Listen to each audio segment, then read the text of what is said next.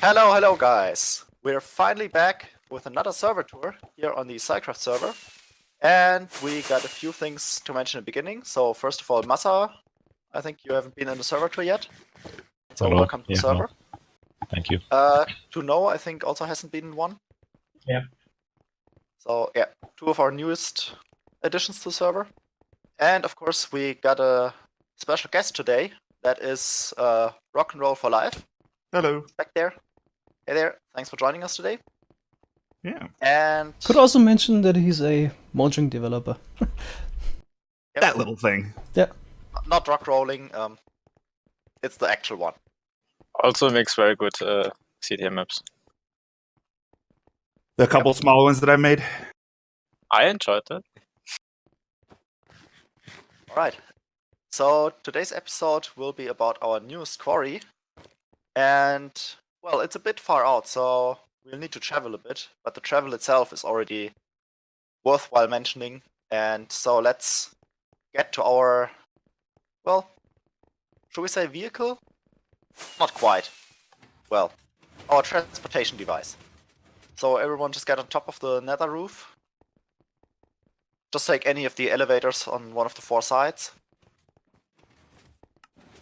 And yeah, just take the piston bolt where I'm already waiting. There's a bit of rubber banding visually of people, so don't get confused. Just get in the minecart, press the button that Oreo is not standing on, seemingly. Whee! And let's get over there. We take the next one. Woohoo! Yeah, it's a bit of a weird rubber banding, but hey. So we're going past one of our old tree farms here, our 2x2 spruce tree farm. No longer really operational, but hey, it works. And there we go. We arrive at Santa's workshop for a very specific reason. So maybe Xcom, you want to take over here? Oh my god, I've never seen this candy house. Ah, this is new decoration. This is amazing. Yeah, so we put this in fairly on short notice. But the whole Christmas theme here actually has a reason. So, yeah, Xcom? Yeah, I was building this cannon on Christmas just as a present, but the whole present got delayed because the cannon kept blowing up on itself. Yep. But so, well, belated Christmas. Maybe like this one. Doesn't matter. But yeah, the cannon you were already talking about, it's here in the center. And actually there's no TNT very close to us. But yeah, maybe Xcom, you want to explain what is happening here? yeah, this was a major project by me, Mesa, Ita, this guy over here, and then a couple other people as well. We managed to build a duplication device that was able to do more and more TNT. Eventually we got 550 TNT in one spot, and then managed to get the TNT aligned perfectly so that when we use a pearl, shoots us a couple of 100,000 blocks. I think it's like 8,000 blocks diagonally towards the Mesa. And I think this project was like the tuber itself was the major part. The TNT, getting the TNT in that one spot was the major part, and then the pearl was just trivial compared. So the TNT sort of it still uses a couple interesting mechanics, right? Since we can already see this boat here, which is actually a very crucial ingredient. Maybe you want to briefly mention that? Yeah, test figure, test, I'm not sure, 1.6, I have no idea what those numbers. 137E29. 137E29. Right. Test 13, so, yeah, Test. 7. Test. Figured out that you can put a boat inside of a string, and then it can detect projectiles, because usually projectiles can't be detected by string. And then by putting the boat inside of the string, it sort of makes it detect the projectiles as well. And then you can take the redstone signal from that, and then because of there's otherwise no other way to detect the pearl, so you don't know when to like launch TNT or align it and such. So you need a string to detect the pearl, and then you can align the pearl using pistons. Yeah, so we should maybe mention that if we would throw the pearl just normally through a tripwire, it would actually collide with the tripwire and you would just get teleported and the pearl is gone. So we need a bit of trickery to actually detect it. Oh yeah. Yeah, it's pretty complicated. Yeah, so maybe I can just show it here. So if you're throwing the pearl just straight up. Wait, just a second. Yep. Let me turn on the Ragu mode on the cannon. Go away. No, so if you throw it straight up, it's actually the hitbox is passing through the tripwire, but the pearl itself doesn't collide with it. And then it still gets detected due to the boat, which is a bit of a funny thing, because the boat intersects with the block the tripwire's in, but not the tripwire itself. So we sort of have two ingredients that together trigger the detection. And if I'm throwing, maybe someone else wants to try it first. And we'll all have to transition through, but so we can see what's happening on this side. You can see some stuff happening. Now enemy gets locked in. Just so we know when it's safe to use it for the next person. Some faint explosions. And he's gone. So you said it's 8,000 blocks. How quickly does it transport you that far? I'm there. Once the pearl gets launched, it's pretty much instantly. Well, within a few ticks. No, It's 10 ticks. Yeah, something like 10 to 15 ticks. Just a heads up, if the cannon fails, just so you know, the TNT sort of launches TNT downwards, propelling it down, and eventually you have 400 TNT right in your face. So you will turn into a filet. Xcom trolling everyone here. Yeah, jokes aside, don't turn on the margin carpet rule, because it will break the TNT and then you will turn into a filet. Basically, the TNT will carve you into small slices and turn you into sushi. Pretty dangerous, but it's working nicely. So I suggest we all go through and meet again on the other side. So basically, as soon as the glass block retracts, you should be able to throw the next pearl, right? It should be, yeah. Right. So, next one. And keep F3 open. Just walk all the way up to the cobble fence and then just straight up. It's an ender pearl. Yeah, sometimes the sort of random component of throwing an ender pearl causes you to actually teleport to somewhere in the contraption, but then you can just retry. It's not a big deal. But it's fairly rare.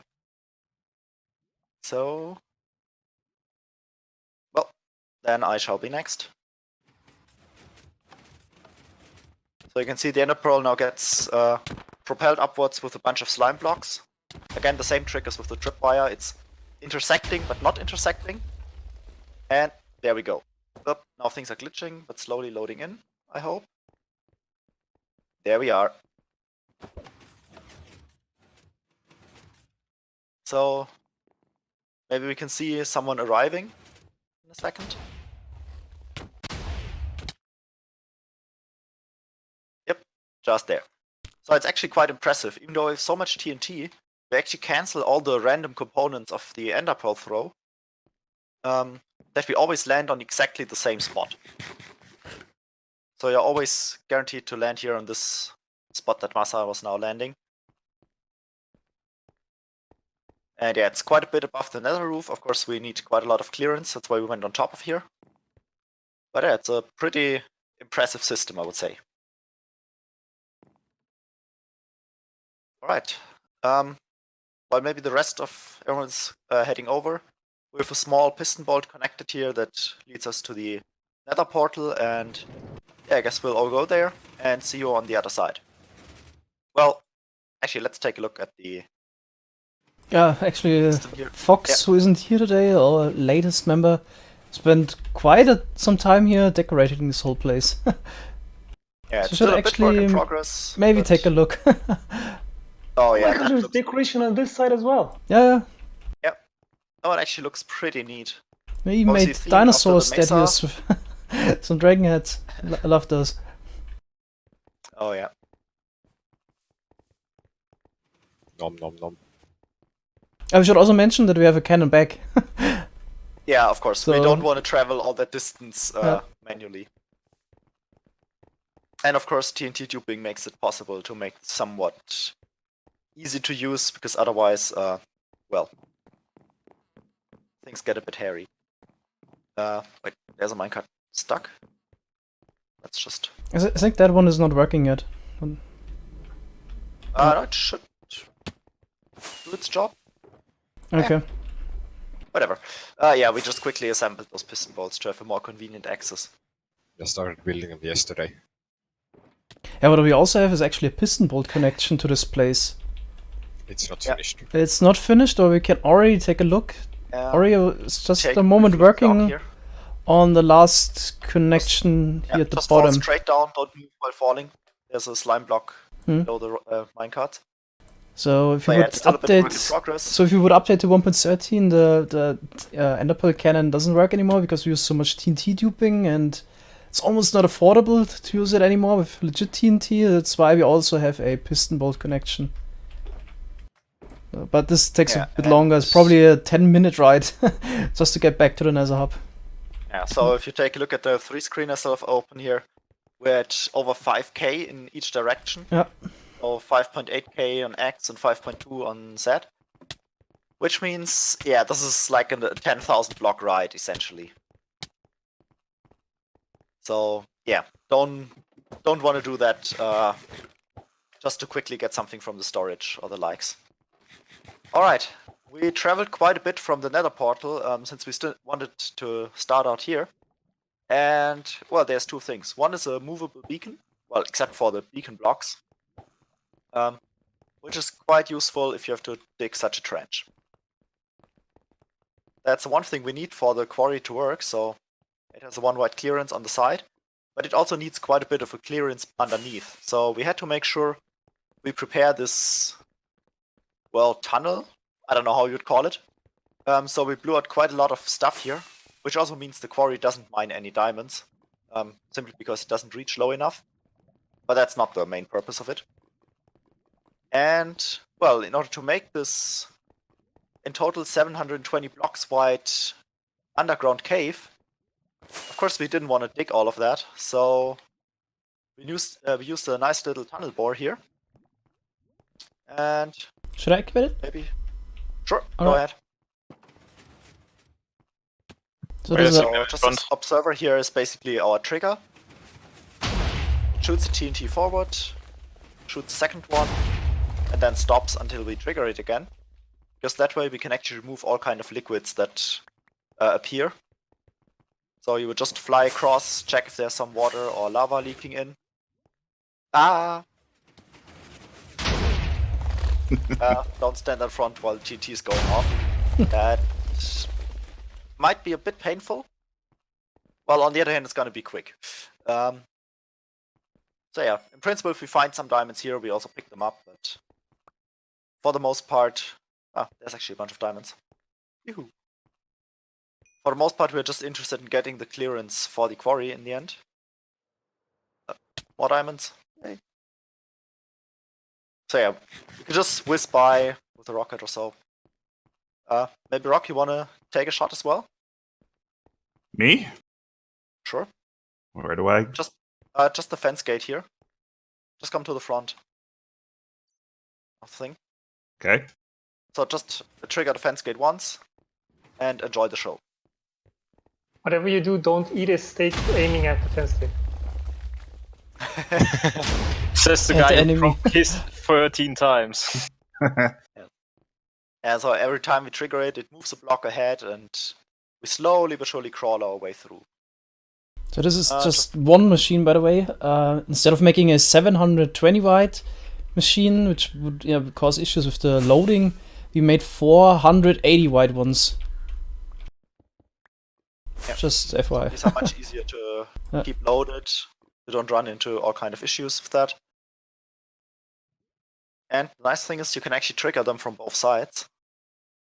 So you can just whiz by with your elytra and a rocket to one side, trigger it, fly over to check for liquids, diamonds, and whatnot, and then trigger it again from the other side. I'm just gonna show it here, so no one trigger from the first side.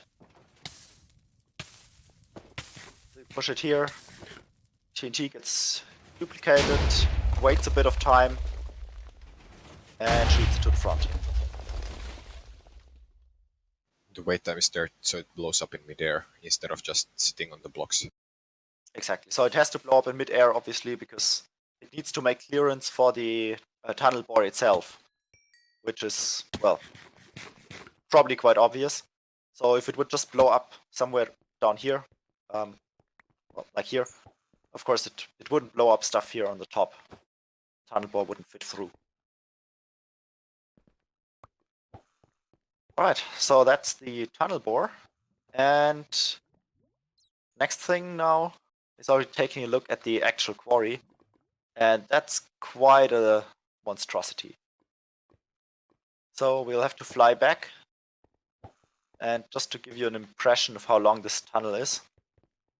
Well, you can't see the end. And, well, let's try to get there rather quickly. Actually, the easiest way is to fly up in the trenches. And here you can also see why we built this quarry. Since this is cutting straight through a very long Mesa biome, we get a lot of terracotta from that. So basically everything here to the left is going to be mined by this quarry. And yeah, it's gonna take quite a while. So the quarry, as we mentioned, is 720 blocks wide, and we should see it in a bit. So there's a bit of other biomes in between. And in total, it's about 3.6 kilometers long that we are gonna excavate here. But just a small project. Yeah, fairly small. So that's gonna give us a couple perimeters for future farms, if we remove the bit of stone underneath. But yeah, here it's No, the jokes main aside, purpose. it's actually the largest project we've ever been working on. Probably spent Yeah, 300 hours on it. Yeah. Apart from the WeChat project though. Oh yeah. Alright, let's Yeah. maybe start on the roof. Because that's actually a vital part. It looks like just a bulky roof here. So it's a fairly thick platform. And it actually has to be 3 thick. There's an important reason to that. And yeah, it has here a bunch of observers and pistons. So basically if we push it from the end, the entire thing will be pushed. And what's happening here and why we have 3 layers is that the observer piston combination is always sort of staggered. So they're always at different places in the different layers. And we don't move them all at the same time. Because when one of these things here is moving, then everything turns into block 36, which is transparent. So basically if we had a single layer, all the light would go through, we get all the light updates underneath, and that's essentially killing the server, and it's quite likely that it actually triggers the watchdog and shoots it down. Yeah, so while I So- designed this in creative, I made a mistake once, and basically we went from light level 0 to 15, crashed the server almost immediately. Yeah, so this So- thing here is probably the biggest lag reducer that Yeah. one can imagine. Now, if you have 2 of these layers, then of course you have the problem that the place where the pistons are, so pistons are transparent, and the block in front of pistons is air, so it's also transparent. Which means 2 layers are not sufficient to block it out reliably. But if you have 3 layers, we can just make it happen that at least only very little light, if the middle layer moves, there could be a little bit of light going through. But yeah, in general, we just reduce the light updates by as much as possible. And that's why we need those 3 layers here, which seem a bit bulky, but are definitely a crucial ingredient. And yeah, if you take a look back here, that's the entire thing to push it. And, well, you can't see the end here, but it's 720 blocks wide, so yeah. You can figure that this is a bit more than the render distance. Right, Mango, you Actually, want to check us downstairs? Should we fly over to the main control and launch it? Sure. It's actually Okay. not running yet, so we have a bit more performance. It's not super laggy on the server. It's just as wide as we could go in order to still run at roughly 50 TPS. 20. Sorry, yeah, 50 milliseconds per tick, so 20 ticks per second. And just to give you an impression what this monstrosity looks like. Yeah, now we are arriving So on the other side. we placed 420,000 blocks by hand in total for this quarry. It was about 90,000 slime blocks, 60,000 observers, 45,000 pistons, 30,000 sticky pistons, and 12,000 redstone blocks. Like about 140,000, 120,000 Concrete. white concrete. Yeah. So yeah, it was quite some effort to build this. Also, So here's already one thing visible of the quarry, like the shield that it pushes ahead. So it doesn't always mine the block in front of itself right away, but actually keeps pushing them. So it sort of also removes liquids on the go. But of course, we need to remove spawners and chests and the like, which are not movable and cannot be mined. Alright, shall we launch it? Sure. Yeah, also, at the moment, it won't run at 20 TPS because we have so many people on the server. Yeah, at the moment it would be a bit. Actually, right now you can see it's still running at. No, it's quite almost decent. 20 There's so FPS. many people. Yeah, Yeah, but 56 that's going down. MSPT is quite decent. Yeah. This is actually the laggiest part. For some reason, when the grabber goes down, it's more laggy than when it goes up.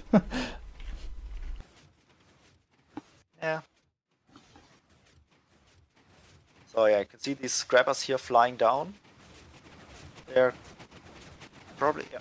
So there you can see where some blocks are. Try spectator mode, sticking Rego. out. Would actually recommend that. Sorry? Try spectator mode, maybe. It's Oh, yeah. easy to show what's going on. Let's try that. Maybe Rock, you want to check it as well? Sure. So let's just head into spectator mode so we can actually get a view, because it's quite difficult to move around in survival in order to see it. And oops. Yeah, there we go. So you can see the grabbers, they're actually fairly simple. And what's happening here? So you can see that there's always a piston pushing stuff ahead, and that's actually when it goes down, it's pushing the shield ahead. So only if it can't push it any further, then it will afterwards take out a block from this thing and transport it up. So there's basically a second sticky piston that pulls out the block afterwards if it doesn't get pushed, which is somewhere back here. And yeah, then there's here pushing stuff up. And for that reason, since with a single piston per slice here, it can actually push up, in principle, 12 blocks, but yeah, for the system on top here, we need one block to spare, so to say, so it's 11 blocks that it takes out each time. Then it goes here into a buffer storage, and the emerald blocks, actually, they also get pushed down again, but they never get mined, so it's always this one additional block of leeway that we need. It's just a little flaw, and there was no nice workaround for this. Yep. And then here, all the stuff gets pulled and pushed a bit. In the end, it gets pushed into this block stream, which gets prolonged. And next to the end stone, we have a bunch of TNT tubers, so they're actually shooting in an alternating way, so they can be fast enough. Again, TNT gets primed to just the right timing, and it explodes right when here these blocks are being pushed to the front. So nice thing about that is that block 36 has no blast resistance, so it's very reliable in destroying the blocks, and also the drop rate is actually 100% at that point. So the only loss we could have is if you have a small ledge like over here, and a block would land on top of it, then of course it could get blown up by the next round of TNT. But we're definitely above 99% efficiency. Yep. So then we have here this white water stream, and it's actually a movable water stream, which is quite impressive, I think. And the way this works is that simply, well, the last block here when the quarry moves is being destroyed, but we create new source blocks here from this little pool, and the pool itself is also being extended from here this frosted ice. So we have a bunch of armor stands with frostwalker boots. And yeah, well, they freeze the ice back here. When we pull out one of the frosted ice blocks, it turns into water. The armor stand turns it into frosted ice again. So basically here we would have two water sources, since the front one here would also turn into water. When we, well, here with the sticky piston, pull one out after that's moved.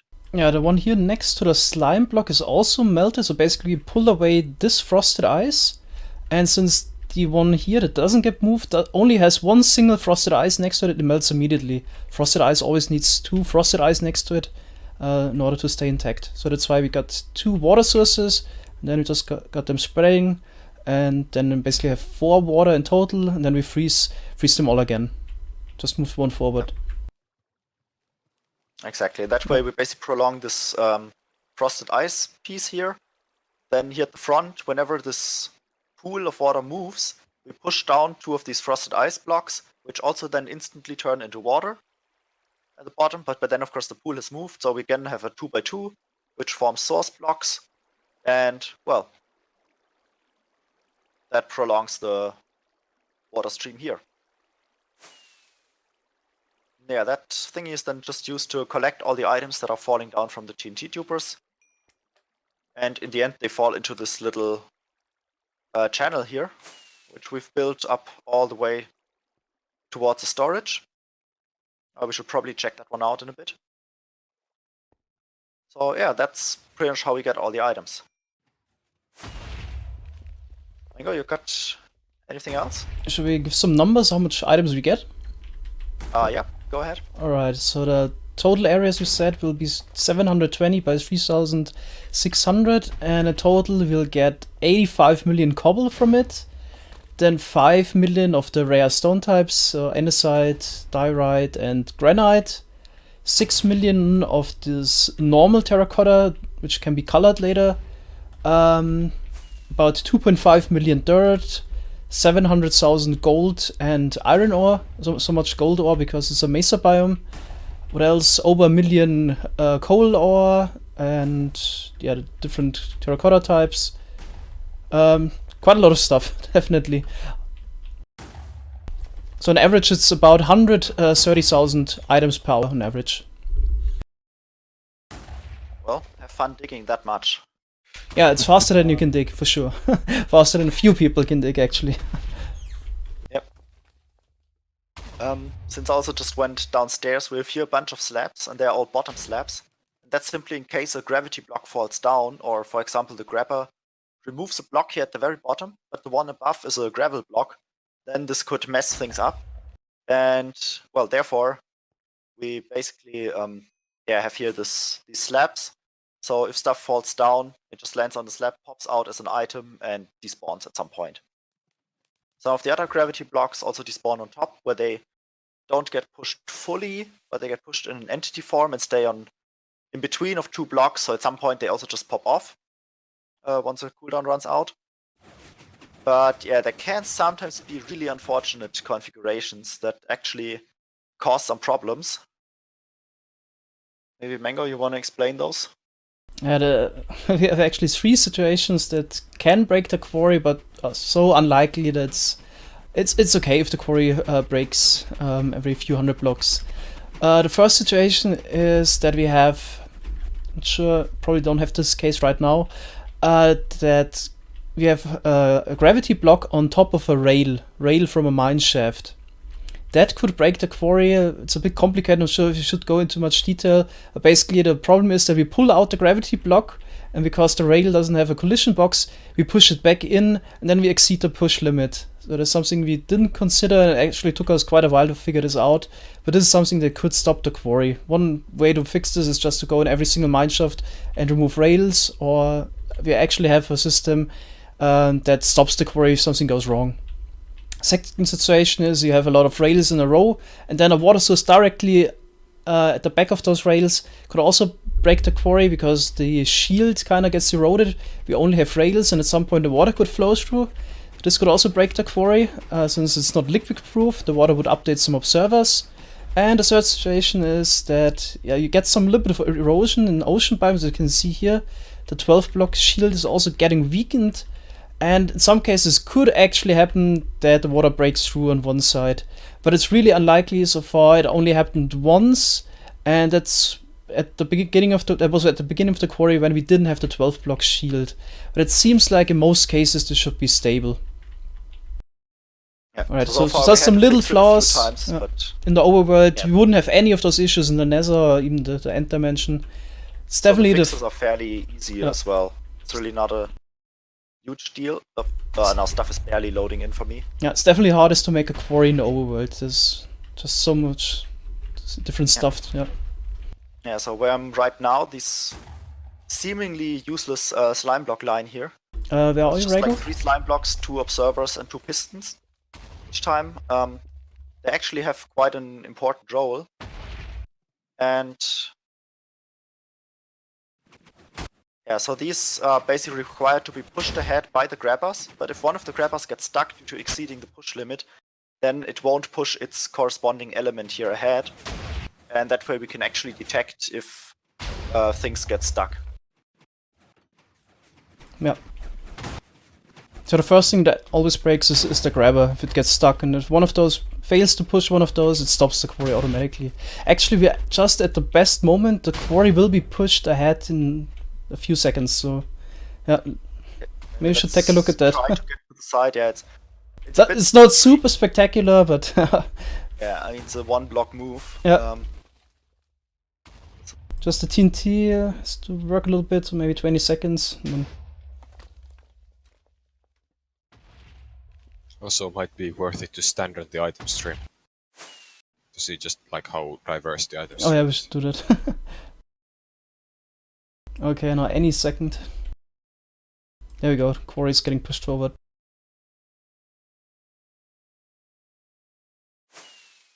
Yeah, this is by far the laggiest part. So right now you can see the server is struggling a bit, but it's still moderately keeping up, given that there's all the items and so many players online. And now you can see the machine here. Yep, you could just see the safety line was pushed, so Yeah, everything that's is the fine. fail safe. If one of the grabbers would get stuck, we wouldn't get a signal here, and the quarry shuts off. Yeah, so it's basically an update line. So whenever the stuff gets pushed, of course the observers here power the slime blocks that are diagonally of the pistons, which means they will only notice that they are being powered, or powered via quasi-connectivity, if they actually get an update themselves, and that happens via the back piston. So we just have to sort of give an update at the very beginning of the line, at the right time, and then it propagates through and we can actually detect it here. Alright, we're back. then We just had to, well, make use of a backup because someone broke a couple slime blocks. No clue whom, but yeah, someone just broke some slime blocks out here in the logic and yeah, well, caused some issues. Against popular belief, we don't integrate additional optional slime blocks in our builds. Yeah, so, well, all of these blocks are actually necessary. All of these couple 100,000. And yeah, against these things, also our safety switch here can't help. Anyways, Quarry's running again, just so we can also see the rest of it. I already mentioned this item channel here. So here everything's flowing back, and we can just follow the water stream towards a small temporary storage array. And take a look at that one.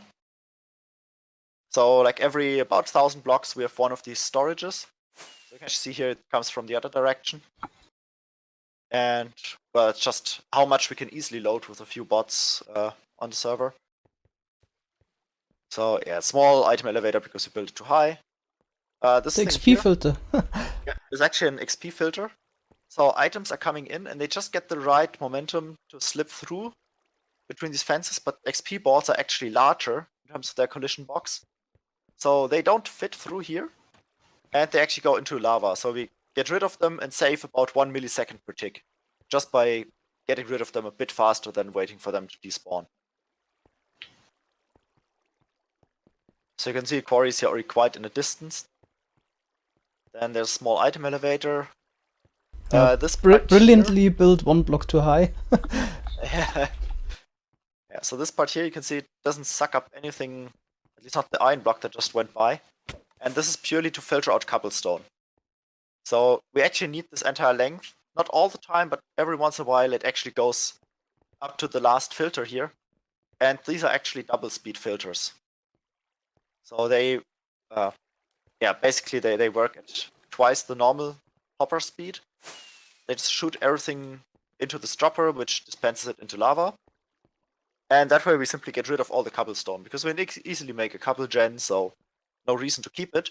And everything we then pick up over here, so with all these well, not really filters, but yeah, with all these hoppers, this is only for all the remaining items, so all the terracotta, ores, dirt, and whatever comes in. They get put into shulker boxes just underneath here. And this is actually a mixed shulker box filler, so if I manage to take a look at one of these, there's all kind of items in there. And as soon as they're full, meaning, you see it here? Yeah. So via this hopper, stuff actually backlogs into the chest here. Then this comparator will detect it and cause the entire system to cycle, meaning breaks the shulker box and dispenses a new one from these dispensers. Then the shulker box, well, it lands on the slab, gets picked up by the hoppers. And yeah, that's the chest array, which is all filled with shulker boxes. Well, at least as far as there's redstone blocks behind. So we just disable hoppers whenever they are no longer needed, or when they're full. And as you can see, there's quite a bit of stuff being stored. But this is actually our second storage already. So we have another one which is a bit smaller because we built it in the beginning. And yeah, that one's also well filled. Oh no, we also got items incoming. Oh, nice. So we can actually see it. So you can see it. We deliberately slow down the items here, so we don't have ice all the way. Only here along the transitions. That's just to make it more reliable for the sorters here to pick up stuff. And Oreo is again sabotaging. Throwing stuff on the wrong side of the current. Well, as long as it will it's be not fixed. cobblestone, it's not a big deal. Yeah, as long as it's not cobblestone, it's not a big deal, because it will just cycle around here and then get aligned again. But yeah, you can see that every once in a while stuff gets picked up. I hope. Currently it's a bit slowish. Now we could see some andesite being collected. So at the moment the item streams are fairly moderate. They can get much stronger. Yeah, we just started a quarry again.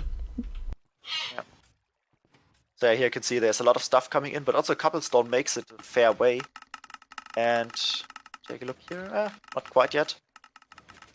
Let's see where there's still some cobblestone.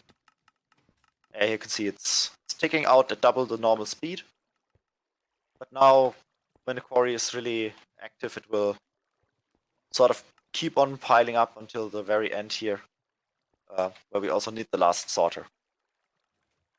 And you can see the system here in action, so maybe you can actually see a shulker box being broken. I think they've just been cycled, so might be a bit hard. No, here these might just be about to back up. Yeah, we'll take a while, Drago. Yeah, okay, now this will take now a bit.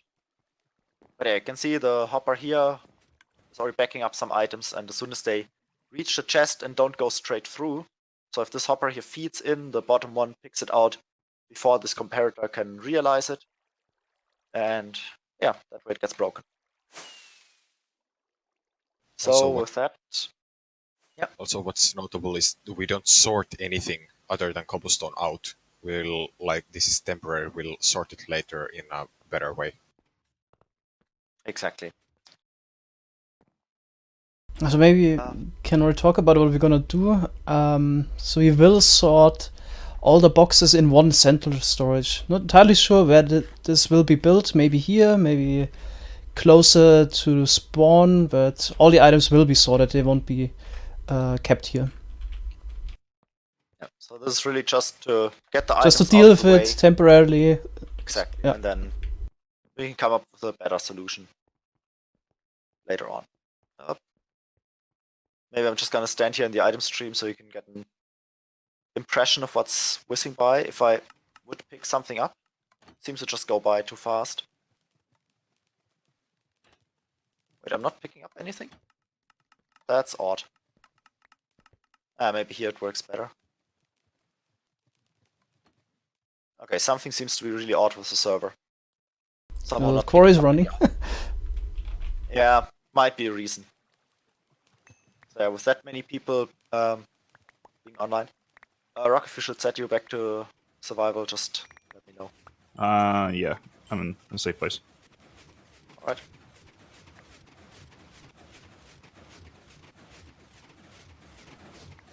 So yeah, that's. You got the any storage. questions so far? Far too many. Well, then pick one. Um.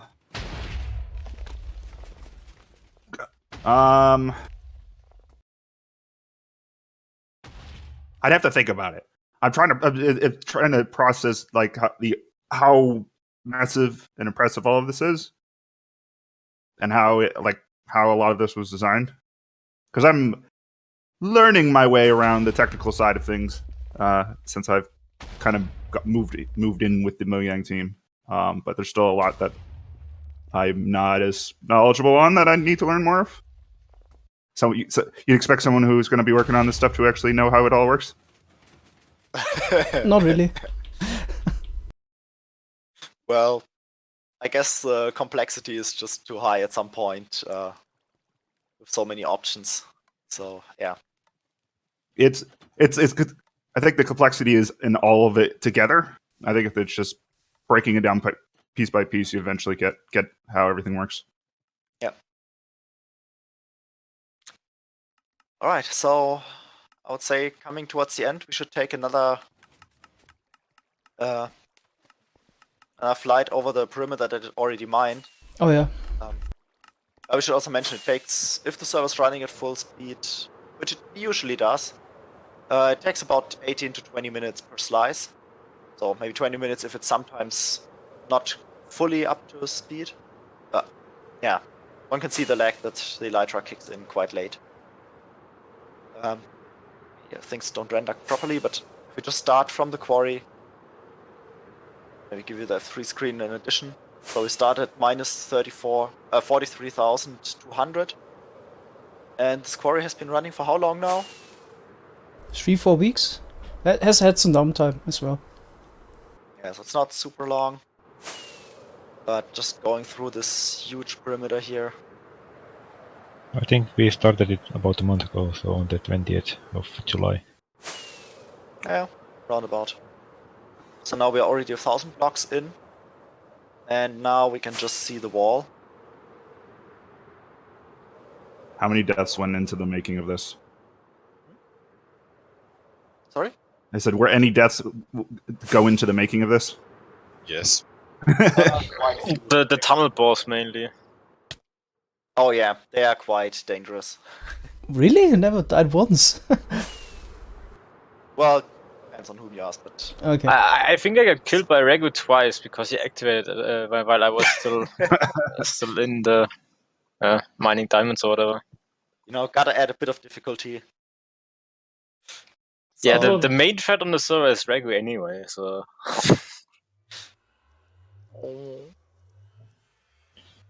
Also, the leaves are just for scaffolding when we were building. Yeah, that was from the building process. Yeah, So leaves are kind of beneficial there because they are non-movable, so they don't stick to anything, and the flying machine just crushes through them because, well, if you try to move them, they Yeah, they destroy. So yeah, for flying machines that scale, definitely the scaffolding block of choice. And that's why you see all the leaves here. Mm-hmm.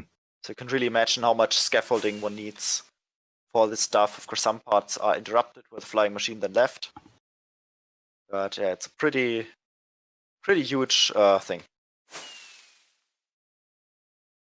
All right, so any last questions? Any last comments?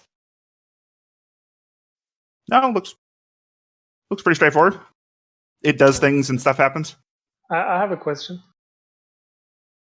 Who's gonna volunteer transporting all these items back to spawn? A flying machine with stacked TNT, stacked You? chest minecarts. Can you maybe build a cannon? Hmm. maybe a llama porter. Yes. Or a flying machine with stacked chest minecarts. Yeah, fill up Who the armors knows? and shoot them to spawn. That could work. Oh yeah, an even bigger TNT cannon. Would be a way of transport. Well, so if there's no other issue, so yeah, over there we can see the other storage. We just take a very quick look over there. So it's again the same principle: a huge cobble sorter and some for the rest of the items. And yeah, so this until where is it filled? Somewhere around here. Yeah, so that's the last chest. So everything here to the right, up to this chest, is completely filled with shulker boxes, and that's only about 500 blocks worth of contents, and cobblestone already removed. So quite a bit of stuff. And yeah, in total, 720 wide, 3.6 thousand blocks long. That's gonna give us probably all the terracotta that we are gonna need in the nearby future. Not forever, though, I fear. Because, yeah, you might have noticed our projects tend to get larger and larger, so That's what I've noticed. could very well happen that at some point we're actually through these supplies and we need to take another run. I mean, even looking at the giant machine itself, I saw plenty of terracotta that was already in there. Yeah, a bit of it. I mean, glazed terracotta definitely is a very useful thing for these kind of things. So definitely worth it. Sadly, but it's worth noting though, sadly in 13 there is no TNT duping, so next Quarry is going to be mining with pickaxes. Yay. I don't know how that happened. And yeah, of course, glazed terracotta solves world hunger. Alright, so with that, I think we're through. And yeah, thanks everyone for watching. Thanks everyone for joining. Thanks, Rock, for being our guest today. Yeah, it was cool. Hope you had some fun on this tour. It's it was fun to see the construction of this as on a live stream and stuff, but actually being in game and being able to fly around and see it is makes it far more impressive. Yeah. Right, so with that, bye everybody. Bye. Bye. Bye bye.